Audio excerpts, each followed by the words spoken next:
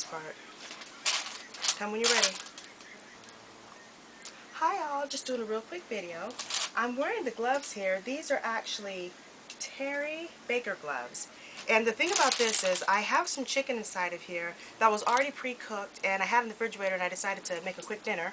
So I went ahead and put it in the oven.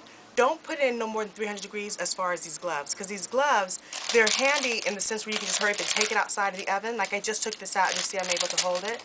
Putting my hands under it, and you know, I can be able to hold it. But remember, I had this at 300 degrees. Don't go higher because you'll end up burning yourself. So this is just a real quick fix, like if you're warming up some food and you want to hurry up and take it out. You see I'm still holding it. I just took it out. I have my hands actually under it, and it works. So this is for 300 degrees. It is nice, but if you go any higher, again, don't use these gloves for it. But for what the purpose of what they're used for, they do work great.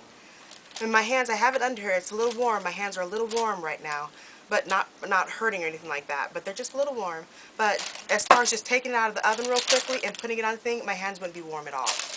So there you go. These are the Terry gloves. Thank you so much for watching.